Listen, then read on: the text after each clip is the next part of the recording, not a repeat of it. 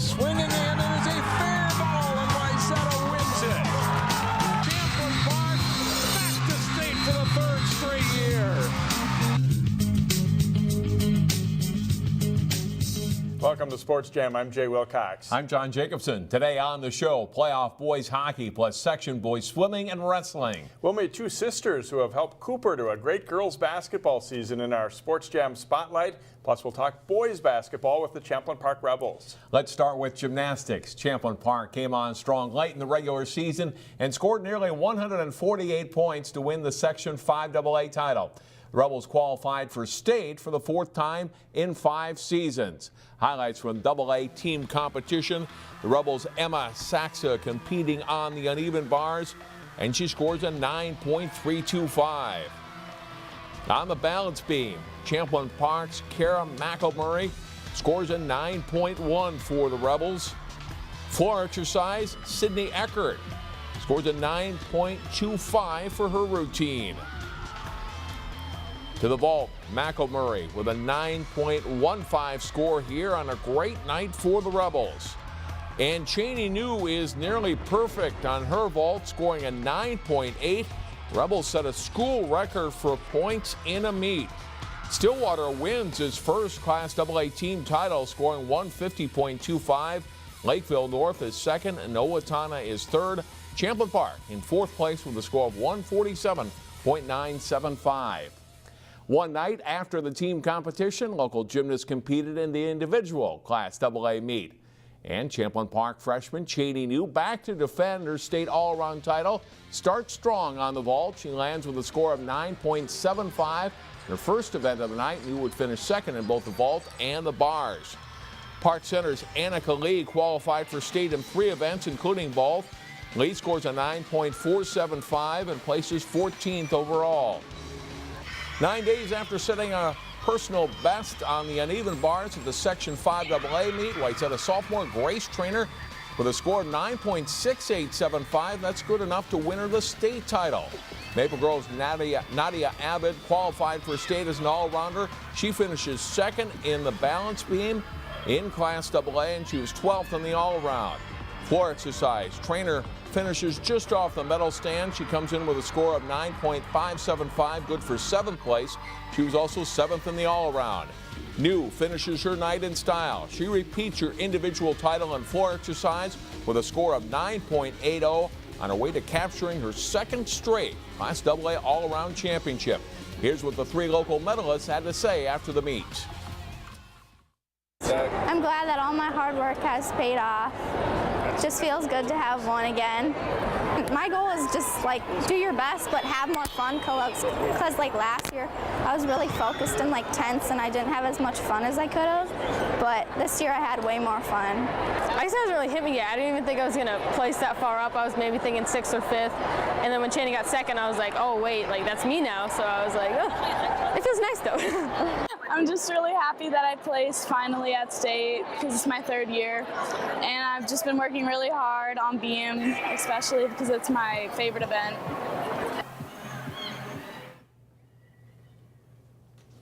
Congrats to them. Spots in the state boys swimming and diving meet were on the line over the weekend. Most of our local teams compete in Section 5AA. Minnetonka Aquatic Center, the site for the meet. First race of the day, Wayzata's Garrett Oderman anchors the Trojans to a new meet record in the 200 medley relay. In the 200 freestyle, Cooper Jr. Nathan Welly wins it. His time is 147.36. In the 50 freestyle, Jacob Boswell wins a mad dash for Cooper with a time of 21.98. In the 500 freestyle, Alan Zhao wins it for Wayzata. Osseo's Koi Pham is second and also qualifies for state. To the 100 backstroke, Wayzata's Sam Kennedy wins, beating out teammate Casey Stowe. Kennedy also wins the 100 free for the Trojans. In diving, Wayzata's Ethan Wheeler is the runner-up as he qualifies for state. Wayzata's Henry Ross and Park Center's Ethan Strom also qualified in diving. Wayzata wins the team title, and we spoke to the Trojans' Kennedy after the meet. Last year we had a pretty good season, so we came into this season thinking that we were going to do great. The dual meets went great. Everybody was dropping time throughout the season, but nothing compares to how much time dropped today. Even with the championship meets throughout the year, like True Team State, nothing compares today. Here's a look at the team scores. Wayzata rolls to the win. Spring Lake Park is second, followed by Champlin Park, Irondale, Cooper, Osseo, Armstrong, and Park Center. Maple Grove's Kelby, Modine, and Jackson Brown each qualified in 2 events from Section 8AA. This is the final week of the regular season in boys basketball. 2 teams who have been playing some pretty good ball of late met in a Northwest Suburban Conference game. Armstrong, winners of 7 of their past 11 at home against the Champlin Park team, looking for a 12th straight win. Early first half, and the Rebels' Josiah Strong dials up a 3-pointer to give Champlin Park a 9-1 lead. Strong scores 15 points in the game. Armstrong's Jake Breck drives, dumps the pass off to Tyler Peterson, getting the Falcons within 3. Champlin Park extends its lead again. Kelvin Tappa with a 3 from the corner. Rebels are up by 12 at halftime. Second half, Armstrong's Adam Bewin hits a deep 3-pointer. The sophomore comes off the bench to score 9 points. But the Rebels lead all the way. Bennett Otto scores in transition and is fouled. Otto scores 18 points as Champlin Park wins 61-48. We'll hear from the Rebels later in the show. The Park Center boys lead the NWSC West, and they are lighting up the scoreboard. Teacher Appreciation Night as the Pirates hosted Spring Lake Park. Off the inbounds play, DJ Purnell with a spin move to free himself for the jumper. He scores 24 total. Emmanuel Tamba misses the layup, but Levante Parker is there for the big jam on the rebound. Spring Lake Park matches Park Center scoring early. Gabe Myron tops 20 points in the first half, and he scores 30 total. Jarius Cook pops a 3 on his way to a 31-point night. Park Center pulls away to win at 108-86. The playoffs tip off this week in girls basketball. Several local teams are high seeds in their sections. Champlin Park is the number 2 seed behind Centennial in Section 5-4A. Then it's Roseville and Park Center. Osseo is the 8th seed. In quarterfinal games Wednesday, Osseo is at Centennial. Park Center hosts Moundsville, and Champlin Park is host against Spring Lake Park. The semifinals are Saturday afternoon at Anoka High School. In Section 6-4A, Hopkins earns the top seed with Wayzata second. South and St. Louis Park round out the top 4. Armstrong is the 6th seed. Quarterfinals are also Wednesday in this section. Hopkins hosts Washburn. Armstrong plays at South. Wayzata is home to face Southwest. The semifinals are Saturday at Roosevelt High School. Maple Grove is in Section 8-4A. They're the number 2 seed behind St. Michael Albertville. The Crimson host a quarterfinal game Tuesday as they host Elk River in a rematch of the team's regular season finale.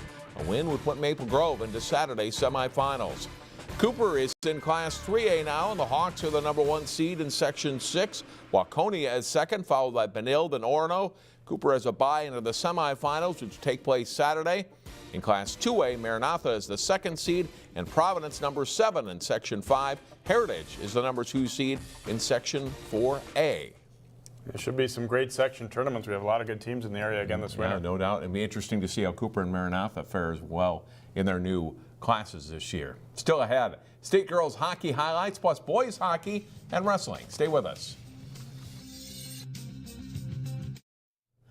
The state girls hockey tournament is in the books. And the local team played in a thriller for the Class A title. 2nd seed Breck meeting top seed Warroad for the championship. Scoreless in the second when Olivia Mobley kicks the puck to her stick and buries it under the crossbar as Breck grabs a 1-0 lead. Tied 1-1 in the third, and just after Breck had an apparent goal waved off, the Mustangs score anyways. The turnaround try is blocked, but Mobley bats the rebound in. Breck's up 2-1 with just 2:30 to play. But Warroad is not done. The slap shot goes wide, but Marley Johnston banks the rebound off the goalie and in. Warroad ties it with 27 seconds left, and the game goes to overtime. And in the very first rush of OT, Gabby Billings' pass goes off the goalie's stick right to Sadie Lindsay, and she buries it 8 seconds into overtime. Breck wins the state championship in thrilling fashion. In boys hockey, Maple Grove is hoping to make it 2 section titles in a row. After shutting out Osseo in the Section 5 AA quarterfinals, the Crimson met Blaine in the semifinals. The Bengals score first. Will Hillman's pass gets through to Zach Buziak. He feeds Cam Schoberg for the quick shot on goal 2.5 minutes into the game. Late in the first, Maple Grove's Matt Jaglow picks up the loose puck along the boards, and he snaps off a shot into the Bengals net, tying the game at 1 after a period. Same score in the second period, and Maple Grove's Tyler Kostelecki with a nice cross-ice pass to Jaglow. He goes 5-hole with a shot. Maple Grove is up 2-1. 4 minutes later, Maple Grove shorthanded, and Kostelecki takes a pass from Trevor Kukkonen, splits the defenseman, and scores a pretty goal. 11 on the Maple Grove side. The Crimson skate into the Section 5 AA final against Centennial. The 3-2 win over Blaine. Feels amazing. This has been our mission from day one. We've grinded every day, been working hard at practice, competing with each other. It feels really good to get a win.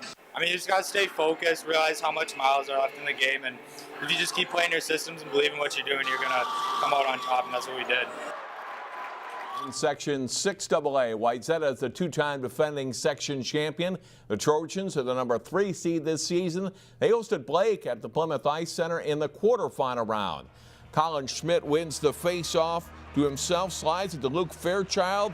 Schmidt puts the rebound away, and Wayzata leads 1-0 after 1.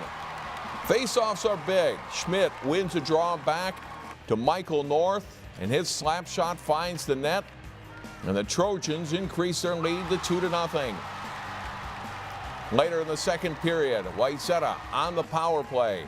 Griffin Ness to Tyler Dingman, and he scores to give the Trojans a 3-0 lead through 2.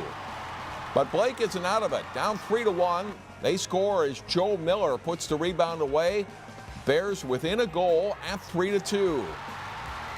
Wayzata responds with a 2-on-1 rush.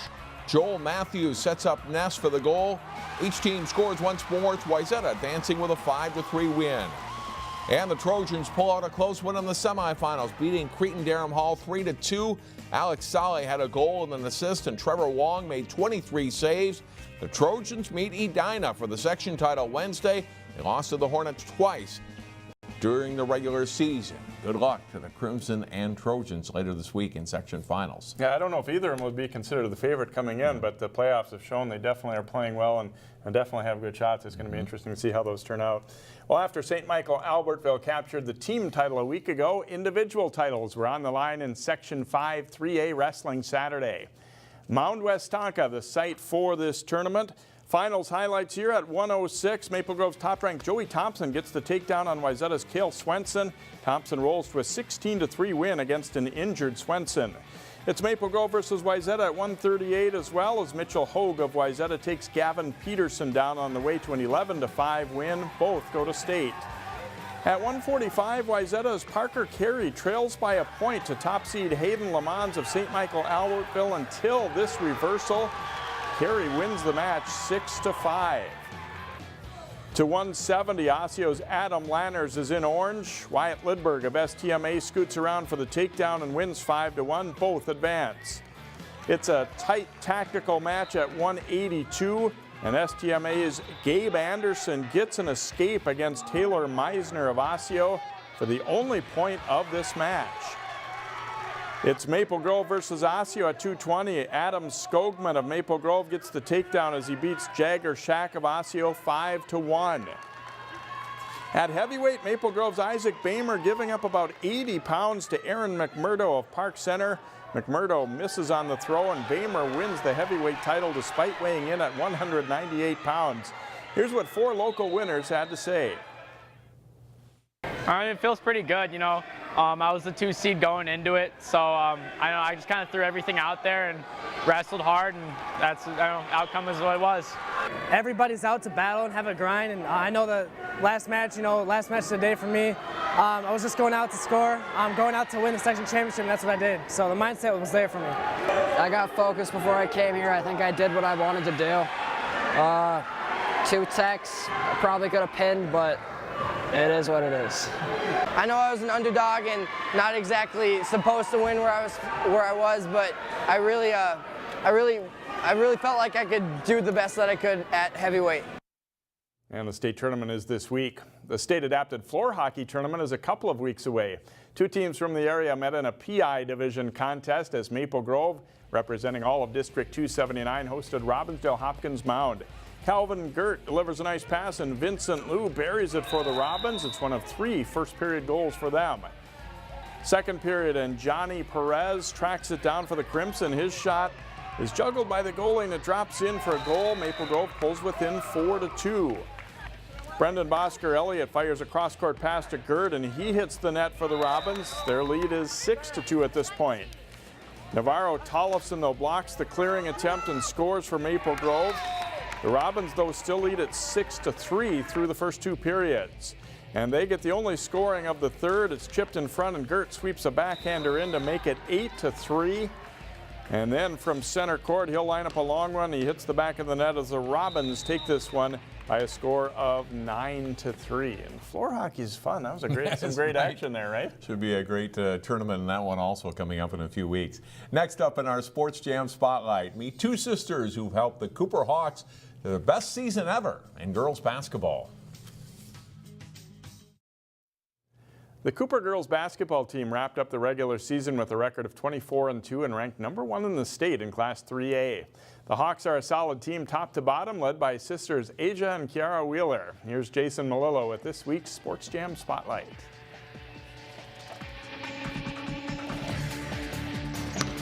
As the section playoffs loom, the Cooper girls basketball team is relishing its terrific regular season and looking forward to the postseason. We're really excited. We was talking about it today that we got our first bye. We've never had that, to not have to play for a whole week, so we're ready.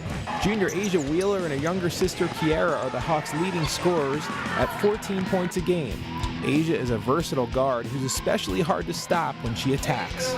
She drives to the basket very well. I mean, she's just a hard driver. It's hard to guard her when she's going coast to coast. Freshman Kierra, Mimi to her teammates and coaches, controls the middle for Cooper. She's an excellent rebounder and gets a lot of second chance points for the Hawks. She just knows when to jump. Her timing is perfect. She's always in the right spot at the right time. Always. I box them out because, you know, people only really expect you to box out on defense, but if you box out on offense, you get the rebounds. You know when the shots go up to go for it because it's always about the second chance shots. The Wheeler sisters are by no means Cooper's only weapons. In fact, this team is succeeding because of its versatility and chemistry. The bond. We always stick together no matter what. If somebody's having a good game and I'm off, I'm going to give it to them every time. And we always play together, even through differences. You know, we're a team. Sometimes we have differences, but we'll always stick together to get the win. It's hard playing with teammates that you don't get along with, that you don't like. We all love each other a lot. We're all friends on and off the court, and I think that's what makes it a lot better. Everyone can do basically everything. Like Mimi, she's a post. She can be a point guard if she wants to. Like, I'm as small as I am, I can rebound. Aja can rebound. Like, Joya can rebound. She's little. Like, we all can do we can basically do anything. To make a long playoff run, Senior Longs knows everyone will have to play a part, and they all want that run to bring them to the state tournament. They'd be the first ever Cooper girls basketball team to make the Final 8. That would mean so much. Like, this school really don't have any titles in anything. So for us and girls to be the first to do it, that means a lot. Section 6-3A play at home on Saturday at noon against the winner of the Orono Mount West Tonka game. Sports Jam returns in a moment as John talks basketball with the Champlin Park boys.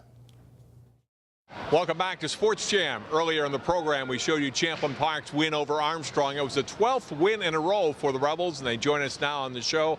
We'll start with head coach Mark Tuchscherer. And Mark, tell me about this team. We talked about it early in the season. It's a different group of guys for the most part, with the exception of like Josiah Strong and Beninato, but new guys getting an opportunity and still succeeding. Yeah, you know, we had 11 seniors graduate, and so it's not that we had new guys, we just had inexperienced guys, you know, guys from a program that were just kind of waiting their turn, and you know, had a kind of a slower start to the season, but had a tough schedule at the same time, and it's been fun to see these boys gel and to get, you know, to the point where they kind of put their own stamp on Champlin Park basketball, and they've been playing really good basketball lately. How much have you and your staff enjoyed coaching this group of kids? It's been awesome. You know, every year's different, every year's unique, but and so are the boys. You know, they're young men, and they bring so many different experiences and backgrounds to the table, and that's the fun part about coaching, is putting them all together and you know, having them play together and play as a team. 19-5 entering this final week of the regular season. Chance to be a #1 seed, right, in Section 5 4A? Yeah, I think so. I think, you know, there's at the top, you know, you got Park Center and us and Osseo in there, and I think it's going to be tight, you know, and obviously we're going for the 1 seed. You're a conference champion again in your division. What does that mean to your group? It means a lot. You know, I think it's 5 conference championships in a row for our program, and I know these boys wanted to make their mark and get a trophy up in our trophy case, so they're there forever, and we talk about that, leaving their legacy here at Champlin Park, so real proud of these guys.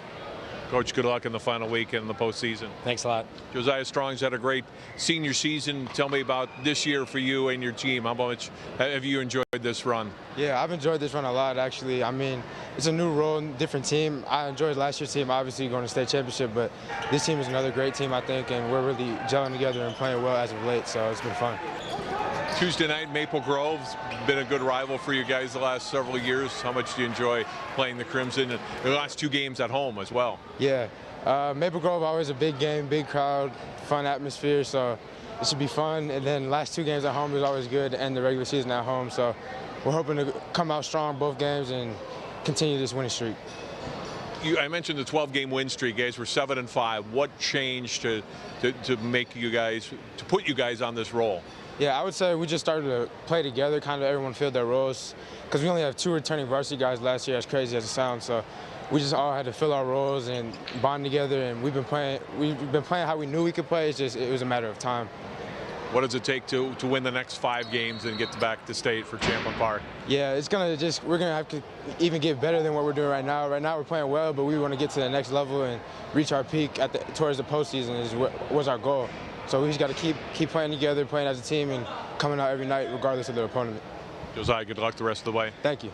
Champlin Park Rebels, again, one of the top teams in the area. They're 19-5 entering this final week of the regular season. We'll take a break and be back and wrap up the show in a moment. First, here's a look at our plays of the week.